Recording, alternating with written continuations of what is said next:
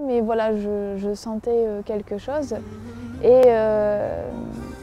je sais que voilà, on peut avoir un contact avec Dieu parfois différent et j'avais voilà, parfois le soir ce contact avec lui. Je m'étais dit si un jour, il y a forcément quelque chose de plus juste ou de plus vrai et si un jour j'ai la chance de pouvoir toucher à ça,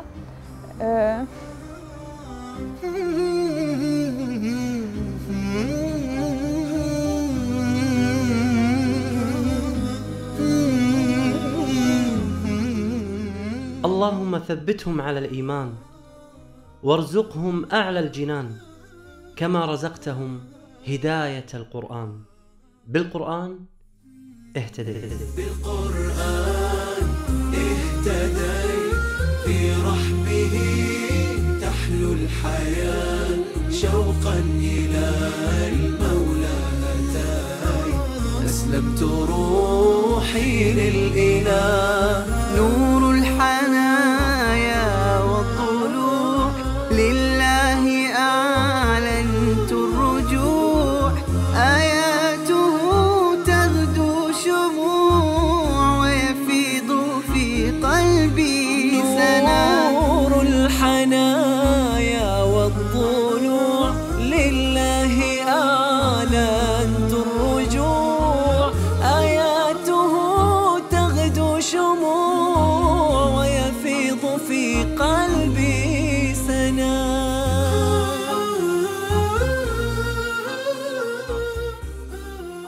Salam alaikum, donc je m'appelle Barbara, j'ai 24 ans, donc je suis française et je suis d'origine de Lille.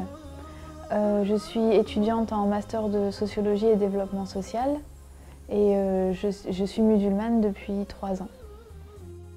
التقينا مع بربرة في مدينة ليل بفرنسا وهي هناك للدراسة. ترعرعت في إحدى قرى شمال فرنسا ولم تسمع عن الإسلام شيء.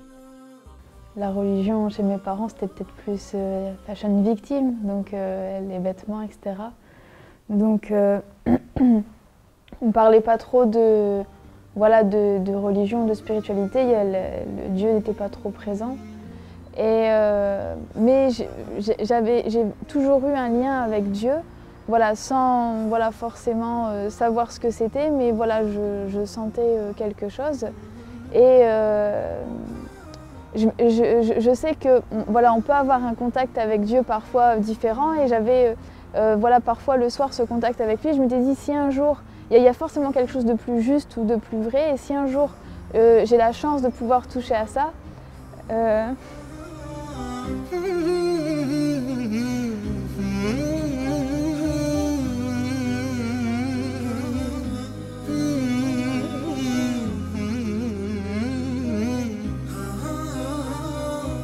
القرب من الله سبحانه وتعالى له لذة خاصة لا يستشعرها إلا الصادق مع الله سبحانه وتعالى.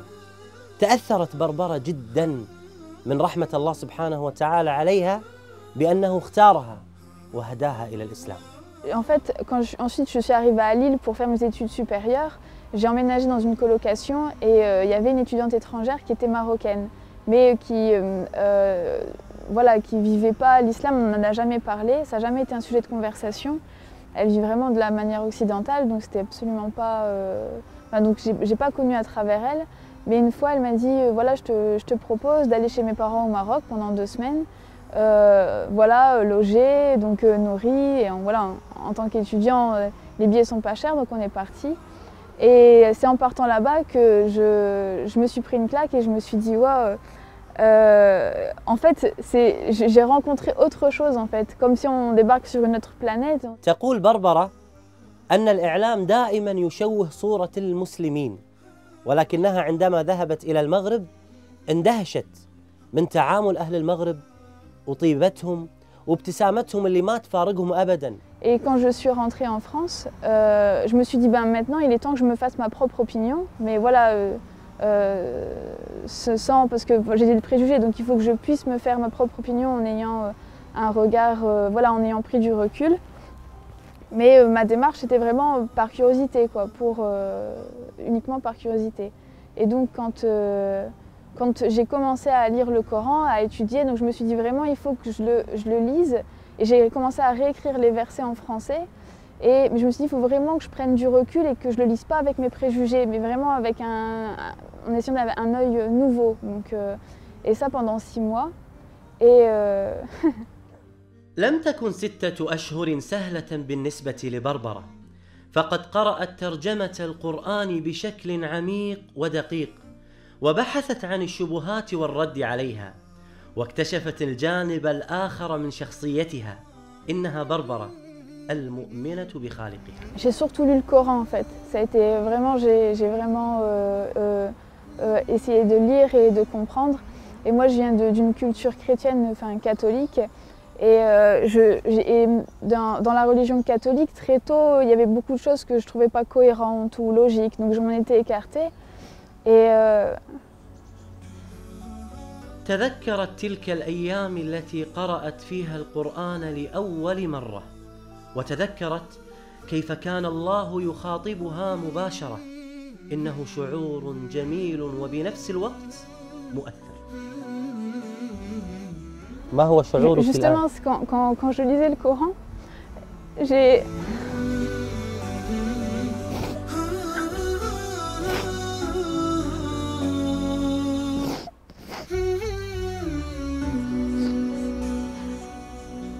Je suis quelqu'un en général d'assez forte qui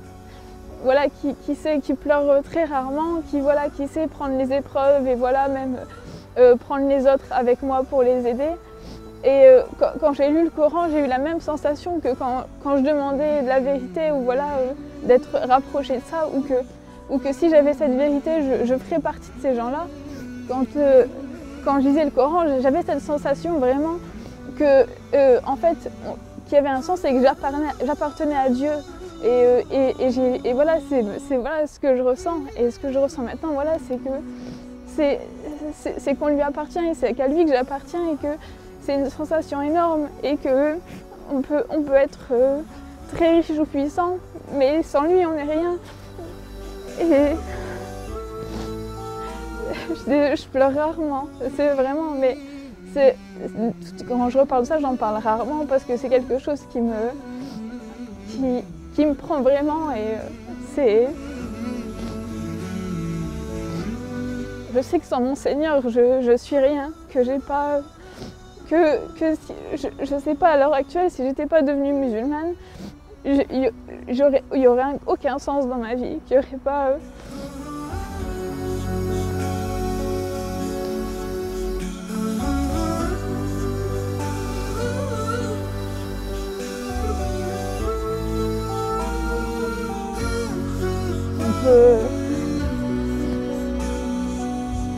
سبحان الله.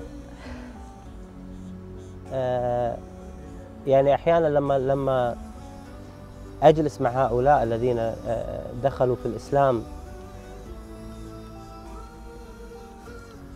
أشعر بأننا نحن مقصرون تجاه هذا الإسلام.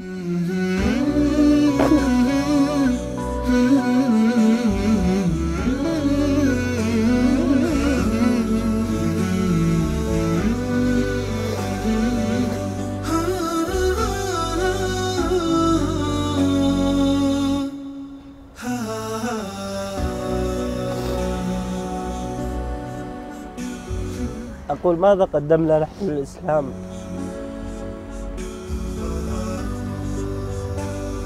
يعني سبحان الله، بنت في هذا العمر عمرها 24 سنة عندما تتذكر كيف دخلت في الإسلام وكيف هداها الله سبحانه وتعالى تشعر بأن الله سبحانه وتعالى أنعم عليها بأعظم نعمة على الإطلاق، وهي هذه النعمة التي أنعم الله سبحانه وتعالى علينا بها، وهي نعمة الإسلام العظيمة. لماذا نحن لا نشعر بهذه القيمة؟ وماذا نقول للنبي عليه الصلاة والسلام الذي تعب واجتهد حتى نشر هذا الدين، ونحن ديننا لا يتعدى حدود منطقتنا ولا يتعدى حدود دولنا. متى نوصل الإسلام إلى هذا المكان؟ نحن مسؤولون والله أعلم. لما اشتكى جوف الظما لما بكى جفني دما والدرب خاف جهنما لجأت للقرآن يا روضة نحيا بها يا منهجا لأولي النهى يا غيمة نرنو لها وسماؤها القرآن بالقرآن برحمه تحلو الحياة شوقا إلى المولى أتاي أسلمت روحي للإله بالقرآن اهتديت في رحمه تحلو الحياة شوقا إلى المولى أتاي أسلمت روحي للإله بالقرآن اهتديت في رحبه تحلو الحياة شوقا إلى المولى أتيت أسلمت روحي لله. C'est bon, après dans la pratique, entre la culture, les traditions, etc. Donc on voit l'application voilà, en France, elle n'a pas forcément la place qu'elle devrait avoir et que l'islam lui donne en fait. Mais non, l'islam en lui-même donne une place très importante à la femme et qu'elle lui donne et qu'elle est complémentaire avec l'homme et que sans elle, voilà, il n'y a pas un tout. Donc. بسبب تقصيرنا في نشر الإسلام والسبب الرئيسي بأن الإعلام الغربي يشوه صورة الإسلام كانت من أكثر الشبه التي أثرت على بربرة بأن الإسلام يضطهد ويظلم المرأة ولما فتحت المصحف وجدت صورة كاملة باسم النساء. Il y a un verset en particulier, c'était parce que au départ quand je me suis intéressée au Coran, je me suis dit je vais commencer par là où il y a le plus de polémiques, c'est les femmes. Donc j'ai lu la sourate Les femmes et à un moment donné, c'est le verset 82 il me semble, où justement il explique qu'on voit qu'il y a des contradictions hein, forcément dans les autres écrits, donc qu'il n'y a pas que si on lit le Coran, voilà, qu'il n'y a pas donc. فعلا لو كان هذا القرآن من البشر أو من عند غير الله سبحانه وتعالى لوجدنا فيه تناقضات. لو كان هذا القرآن من البشر لما وجدنا علم الغيب الذي تكلم عنه الله سبحانه وتعالى. لو كان هذا القرآن من عند غير الله سبحانه وتعالى لما وجدنا قصص الماضي التي تكلم عنها القرآن، بعكس ما نجد في الكتب السماوية المحرفة التي نجد فيها كثير من التناقضات. آي من القرآن لها بروحي صدى وفاضت العينان تجيب ذاك النداء ثبتني يا الله على طريق الهدى ثبتني يا الله على طريق الهدى فكل ما أخشى سوء الختام غدا.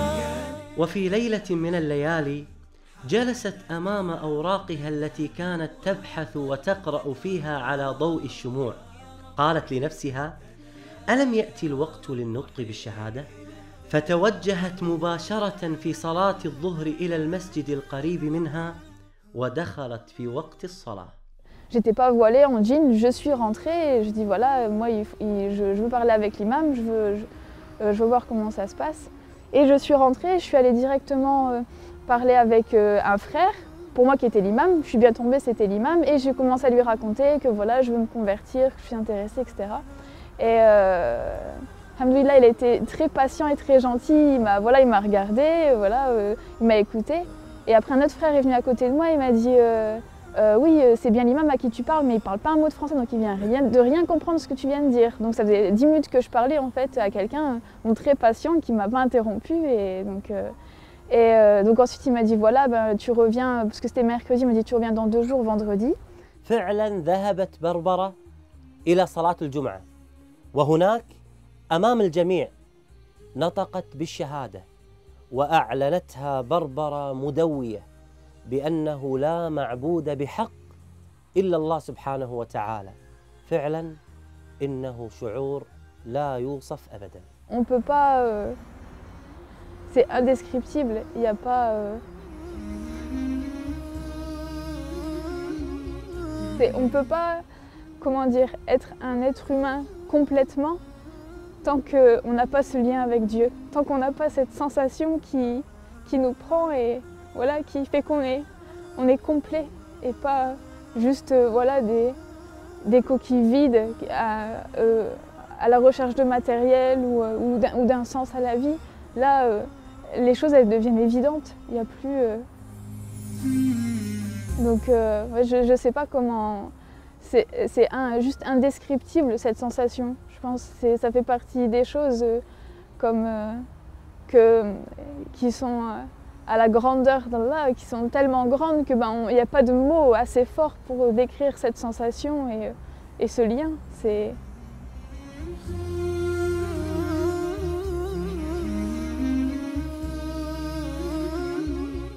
لم يكن صعبا على بربرة بأنها تبلغ أهلها في إسلامها، ولكن الصعب بأنها ترتدي الحجاب في مجتمع يرفض لباس العفة. Le souci, ça a été plus tard, donc voilà, un an après quand j'ai mis le foulard, où là on devient visible, parce que la norme en France, c'est que personne ne met un foulard sur sa tête, donc forcément ça devient un signe religieux, et donc qui est très mal perçu, surtout que voilà, c'est péjoratif, l'islam n'a pas une bonne image ici, donc ça a été surtout avec mes parents, donc la difficulté. Donc au départ, quand ça a été uniquement la conversion, c'était, il fallait le dire, c'était rien, c'était quelque chose comme quoi voilà, il faut partager, dire la vérité, ne rien garder pour soi. Je l'ai annoncé au téléphone, j'ai mis la distance de sécurité entre voilà, le nord de la France et le sud pour être sûre. Et donc j'ai annoncé au téléphone, je dis maman, tu te souviens, tu m'as dit qu'on peut tout dire à sa mère. Ensuite, au début on est un peu parano, la première semaine on pense que tout le monde nous regarde, qu'il n'y a pas, mais passé 2 semaines en fait voilà quoi, on remarque même plus. Mais maintenant c'est quelque chose, parce que je le fais pour Dieu et je le fais pas pour les gens, donc moi j'ai mon compte, donc voilà.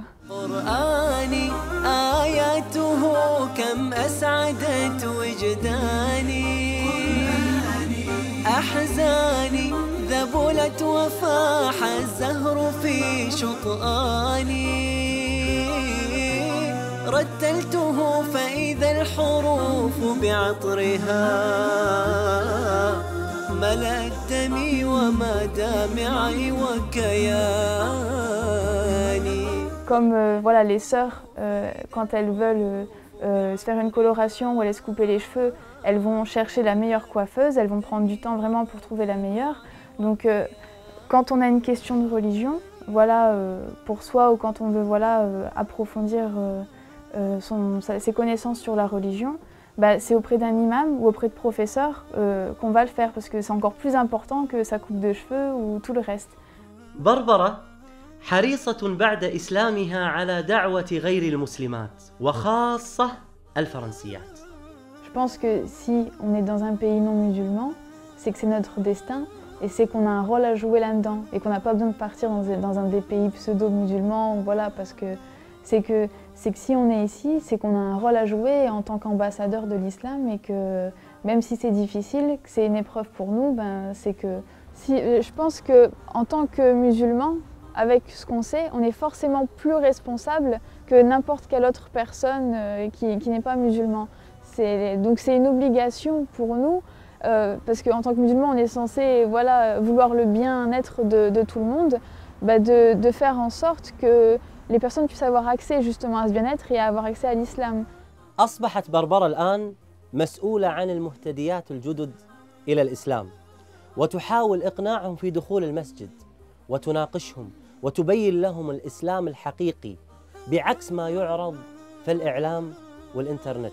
حتى أمنية بربرة كانت من أجل هؤلاء المهتديات. Donc mon projet, ce serait de pouvoir avoir des livres à offrir aux nouvelles converties, Donc de pouvoir faire des petits paquets en fait cadeaux, donc avec plusieurs livres qui seraient bon, pour certains des outils pour commencer, comme la Citadelle du musulman ou le Coran, et d'autres qui pourraient les aider à cheminer et à approfondir leurs connaissances.